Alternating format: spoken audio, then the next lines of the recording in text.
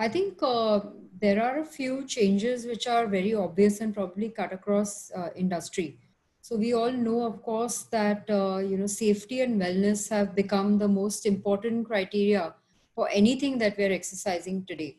So I think that is showing its impact on retail in the biggest way, because we are a very high touch and feel category, and that is a very large impact in terms of how consumers are actually shopping, what channels do they prefer, what are the modes of payment that they prefer, and even what they are buying. I think there's a very big shift in all of these areas. We are seeing also a pattern which is very different from metros, right, and to the tier 2 tier 3 markets. So there's one big shift, of course, which is online, which I think is a very natural shift which has accelerated. So we already know that online was a growing channel, but that acceleration is much more during lockdown and continues to actually grow even as markets start opening up. So that's a very, very big shift. The second shift is, I think, essential as a category has become an extremely important business strategy for any retailer.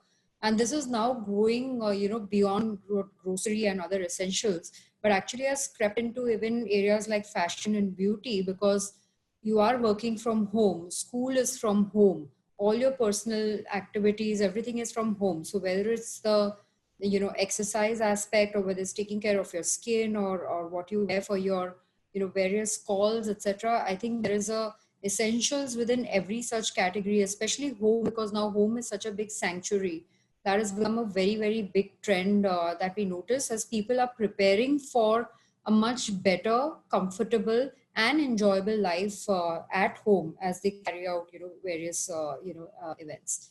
We also see a shift in terms of people are now embracing, earlier cash on delivery, for example, was a very big trend, but people are embracing the prepaid methods because it's difficult for you to go and pick up your parcel at a time where, it's not convenient for you anymore because everybody's working. You don't want to actually take the chance of actually interacting with more people than you necessarily have to. So prepaid has become a very, very big option. And we are seeing also that as a really big trend on even one-to-one shopping. So we do serve customers in various markets in the store through our personal shoppers and staff directly through WhatsApp, and contactless payments of this sort and prepaid payments of this sort, where they're sure about the service that we have provided and the trust in the brand, is actually playing out, in a very big way as well. I think I think the biggest thing that I see is also, and we also manage the business for Crossword, is that conditioning towards this kind of life, especially with kids, is becoming very, very big. So I think that while this has been a 3 month, shift, it has created a lot of conditioning with consumers in terms of accepting a different way of, living their lives. And digital, therefore, is going to be a very big strategy for anybody who actually wants to reach out to customers and engage them, and of course grow the business on a pivot which probably might be different from how we operated in the past. The lockdown was announced, there was certain level of panic and uncertainty which customers experienced, and they rushed into branches. You know that we are, of course, an essential service, and we're open. We've been open right through. So what we also did is educate customers with the fact that there is digital banking, where a lot of services can be done from home. So one of the first shifts that we saw was new users to digital and adoption of digital. And that sort of also brought down the crowd in branches, because our first priority was to keep our customers and our employees safe. So that was one shift. The other is where they were spending. So initially the spending, I think Uma also covered, they were spending in, the spending came down everywhere where it was discretionary, like luxury goods were virtually abandoned. So it shifted to grocery and medicine and entertainment. I think a lot of shift into OTT. So that was the second shift in payments where they were spending. The other thing we saw is the essential payments picking up. What I mean by that is people moving to digital on payment for gas, for electricity, for more people moving into payments for SI, standing instructions, etc., so that they did not have to go anywhere. So that was the other shift that we saw. In terms of investment, we saw that there was a clear movement to recurring deposit and fixed deposits. Because it was a flight to safety. People wanted to feel safe. So some of the discretionary expenditure had been cut. So whatever they had, I think some of the money went into those areas. So that I would say are the shifts that we've seen in banking. I just want to take a bit of a step back and really dwell on the consumer psyche across the industries with the result of this pandemic. Happened. It's almost 100 days now since the lockdown is there. So it happened way back in March. We right now think March is like an era away. The fact of the matter is that over these 100 days, certain words like global pandemic, the new normal have become so passé that consumers are now saying, tell me what next. But the important part is that we all call this a global pandemic. The way I see it is that this is way beyond a global pandemic. This is actually a personal pandemic because it's happening right to us. All previous global pandemics have happened in the past. There'll be more that will come in, but they've been a little bit distant from us. So the impact on any consumer, and we are customers first, consumers first, marketers later, the impact on all of us also is the fact that this has got an indelible change into our way of thinking. And therefore, there is a complete change in the way we look at our own priorities. Now, we spoke about essentials, and I think at a different level, this personal pandemic has resulted in the need for essentials and almost looking at this Maslow's need hierarchy theory or the pyramid completely turning on its head. Essentials now has become the most important category for everybody to respond to. So to your specific question, that how is life insurance being treated in this scenario, there is a very interesting way of looking at this. You see, currently all of us are facing anxiety. Anxiety about what? Anxiety about our present, that we don't get impacted by this disease, and about the future, the near future also. Will I have my income protected in the future? Will I have my jobs, etc., etc.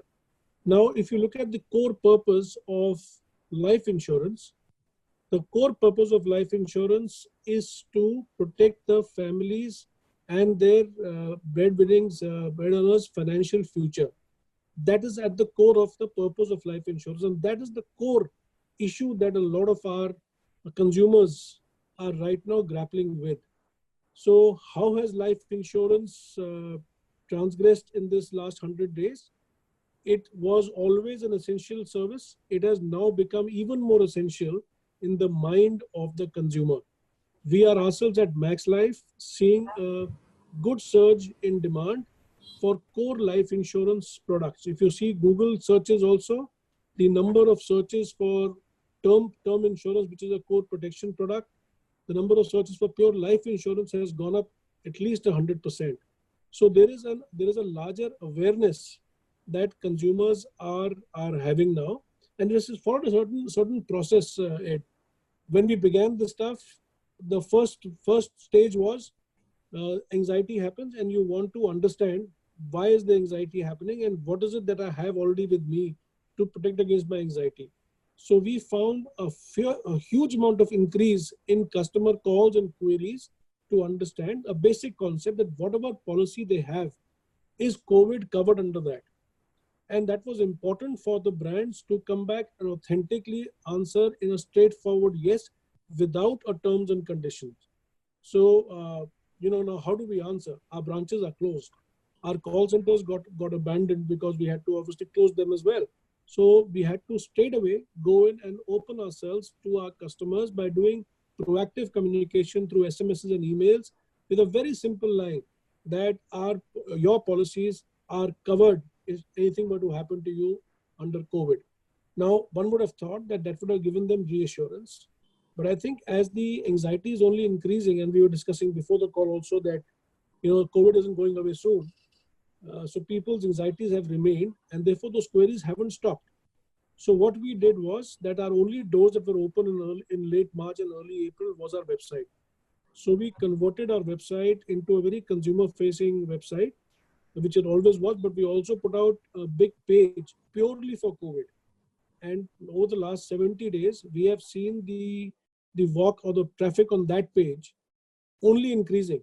Now, I think consumers, when they start getting anxious, they want to be given information, and that was provided. But they, as it continues, they want to be given reassurances.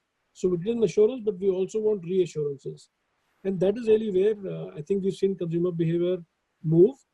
We've also seen the fact that consumers, are, as we spoke about essentials, so I won't debate on that. But for us as a brand, now for all of life insurance industry as a brand, it is a great, it's a bad word, it's a right moment to actually rebuild the core purpose of life insurance and bring it to the center of the table in the consumer's mind. You're right, it is a tough sale. We've always heard for hundreds of years, insurance is always sold, never bought. I think this is the time where if we all get together as an industry and focus on the purpose of core insurance and build the awareness to all the entire population, it will turn into, sometime soon, I'm biting my tongue along with it, it will be turning on to an insurance can also be bought. And I think the industry is working on that. Digital, of course, is the best way to do things. Contactless is the only way. We have moved into a scenario from face-to-face to home. We call it within our company heart-to-heart. We're also seeing consumers being very, very happy to learn more of how to get the digital. So our website is our main door that is open. Now, of course, we are essential services. As we unlock, our branches have opened up. And Ed, what's interesting is that our conversations and our interactions have grown multifold, even after our branches have opened. So my branch walk-in is almost restored 80% to pre-COVID. Yet my website traffic, my email traffic, my call center traffic has only grown by at least 40 to 50% over pre-COVID eras. So clearly shows that consumers are still anxious. They need authentic information, and brands, it's important to give information, but also give authentic information. I'm also seeing that as we move forward, consumers will, as we unlockdown starts to come in, I think the mind of consumers, it is still a lockdown. I don't see, and Uma can maybe correct me if I'm wrong, I don't see consumers opening up and walking into stores and to to renew their life. They still are checking and are worried that this can come to them. So they will restrain themselves, and hence what they will soon need is more hope and some more solutions, instead of people like news channels just spreading the fact that COVID is going to be here for longer. People need hope at the end of the day. So the brands also need to move in that genre. The job of a brand is not only to harp and communicate, also to provide a solution. So the brands that are going to provide authentic solutions, trustworthy solutions, are ones that are going to be remembered post-COVID era. I hate to say it, but the post-COVID era is some time away.